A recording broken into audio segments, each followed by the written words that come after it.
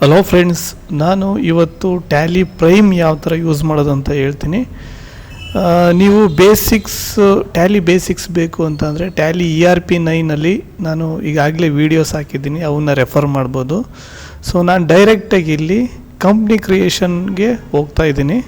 Company create ಮಾಡೋದು Tally ಪ್ರೈಮ್ನಲ್ಲಿ ಯಾವ ಥರ ಅಂತ ಅಂದರೆ, ಸೊ ನೀವು ಟ್ಯಾಲಿ ಪ್ರೈಮ್ ಓಪನ್ ಮಾಡಿದ್ರೆ ಈ ಥರ ಡ್ಯಾಶ್ ಬೋರ್ಡ್ ಬರ್ತದೆ.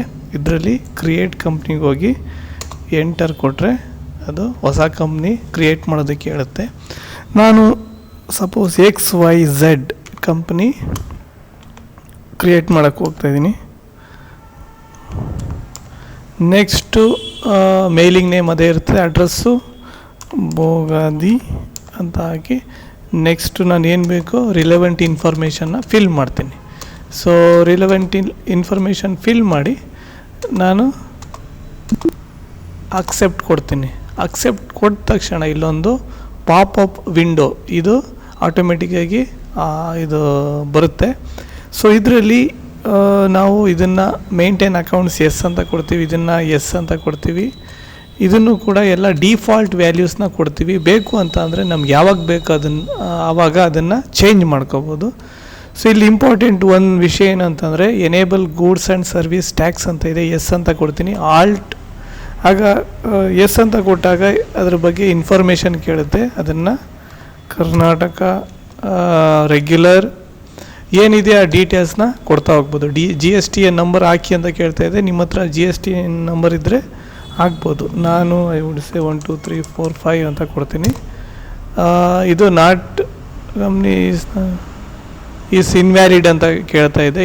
ಇದು ಕರೆಕ್ಟ್ ಫಾರ್ಮೇಟಲ್ಲಿ ಇಲ್ಲ. ಫಾರ್ಮೇಟಲ್ಲಿ ಇದ್ದರೆ ಅದು ತಗೊಳುತ್ತೆ, ನೀವೇನು ಯೋಚನೆ ಮಾಡಬೇಕಾದ ಅವಶ್ಯಕತೆ ಇಲ್ಲ. ನೆಕ್ಸ್ಟು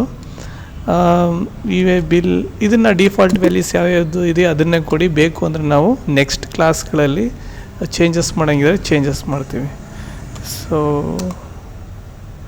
ಸೊ ಇಲ್ಲಿ HSN ಮತ್ತು SCSC ಕೋಡ್ ಕೇಳ್ತಾ ಇದೆ. ಅದು ನೆಕ್ಸ್ಟ್ ಕ್ಲಾಸಲ್ಲಿ ಯಾವ ಥರ ನಾವು ಹಾಕೋದು ಅನ್ನೋದನ್ನು ನಾನು ಹೇಳ್ತೀನಿ. ಈಗ ಸದ್ಯಕ್ಕೆ ಡಿಫಾಲ್ಟ್ ನಾಟ್ ಡಿಫೈನ್ಡ್ ಅಂತ ಕೊಡಿ. So GST rates in case ಇದ್ದರೆ ಅದನ್ನು ನಾವು ಇದು ಸ್ಪೆಸಿಫೈ ಮಾಡಬೇಕಾಗುತ್ತೆ. ನಾನು ಮುಂದಿನ ಪ್ರಾಬ್ಲಮಲ್ಲಿ ಯಾವ ಥರ GST ರೇಟ್ಸ್ ಕೊಡೋದು ಮತ್ತು HSN ಕೋಡ್ ಹಾಕೋದು ಅದೆಲ್ಲ ನಿಮಗೆ ಹೇಳ್ಕೊಡ್ತೀನಿ. ಈಗ ಸದ್ಯಕ್ಕೆ ನಾಟ್ ಡಿಫೈನ್ಡ್ ಕೊಡಿ. ಸೊ ಡಿಫಾಲ್ಟ್ ವ್ಯಾಲ್ಯೂ ಕೊಟ್ಟು ಎಂಟರ್ ಕೊಡಿ. ಇದನ್ನೆಲ್ಲ ಎಂಟರ್ ಕೊಡಿ, ನೋ ಪ್ರಾಬ್ಲಮ್. ಸೊ ಈಗ XYZ ಕಂಪನಿ ಅಂತ ನಾವು ಕ್ರಿಯೇಟ್ ಮಾಡಿದ್ದೀವಿ. ಈಗ XYZ ಕಂಪ್ನಿ ಕ್ರಿಯೇಟ್ ಆದಮೇಲೆ ನಾವೇನು ಮಾಡ್ತೀವಿ, ಇದನ್ನು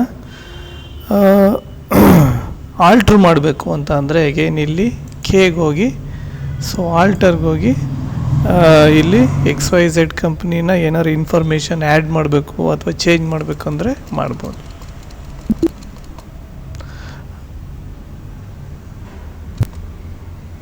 ಓಕೆ, ಸೊ ಈ ಥರ ನಾವು ಇದನ್ನು XYZ ಕಂಪ್ನಿ ಇದು ಮಾಡೋದು. ಅಥವಾ ಶೆಡ್ ಕಂಪ್ನಿ ಬೇಕು ಅಂತಾರೆ, ಮುಚ್ಚಬೇಕು ಅಂತಂದರೆ ಈ ಕಂಪ್ನಿನ ಶೆಡ್ಗೆ ಹೋಗಿ ಯಾವ ಕಂಪ್ನಿ ಇದೆ ಅದನ್ನು ಕೊಡ್ಬೋದು. ಜೊತೆಗೆ ಈಗ ಶೆಡ್ ಕಂಪ್ನಿ ಐತೆ, ಅದನ್ನು ಡಿಲೀಟ್ ಮಾಡಬೇಕು ಅಂತ ಅಂದರೆ ಯಾವ್ದಾರ ಒಂದು ಕಂಪ್ನಿ ಡಿಲೀಟ್ ಮಾಡಬೇಕು ಅಂತ ನೋಡಿ. ಈಗ XYZ ಕಂಪ್ನಿ ಇಲ್ಲ. ಅಗೈನ್ ನಾವು ಶೆಡ್ ಕಂಪ್ನಿಗೆ ಹೋಗಿ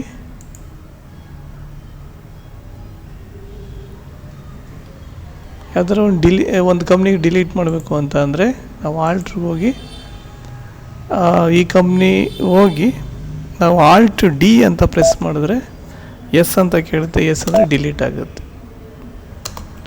ಈ ಥರ ನಾವು ಕಂಪ್ನಿ ಕ್ರಿಯೇಟ್ ಮಾಡ್ಬೋದು, ಡಿಲೀಟ್ ಮಾಡ್ಬೋದು, ಆಲ್ಟರ್ ಮಾಡ್ಬೋದು. ಸೊ ನೆಕ್ಸ್ಟು ಒಂದು ಇಂಪಾರ್ಟೆಂಟ್ ಇನ್ಫಾರ್ಮೇಷನ್ ಏನು ಅಂತಂದರೆ, ಇಲ್ಲಿ ದೀಸ್ ಆರ್ ದಿ ಎಲ್ಲಿದ್ದಾವೆ ಅಂತ ತೋರಿಸ್ಕೊಡುತ್ತೆ. ಇದು C ಡ್ರೈವ್ನಲ್ಲಿ ಟ್ಯಾಲಿ ERP9 ಡ್ಯಾಶ್ ಡಾಟಾ ಅನ್ನೋ ಇದರಲ್ಲಿ ಇವು ಇದ್ದಾವೆ ಅನ್ನೋದು ಇಲ್ಲಿ ಹೇಳ್ತಾ ಇದೆ.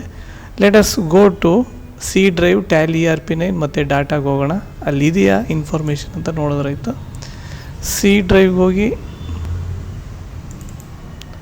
Tally ERP9 data. ಸೊ ಈ ಇನ್ಫಾರ್ಮೇಷನ್ನು ನಾವೇನೇನು ಕ್ರಿಯೇಟ್ ಮಾಡಿದ್ದೀವಿ ಇವೆಲ್ಲ ಈ ಲೊಕೇಶನಲ್ಲಿ ಇದ್ದಾವೆ ಅಂತ ಇದು ಹೇಳ್ತಾ ಇದೆ.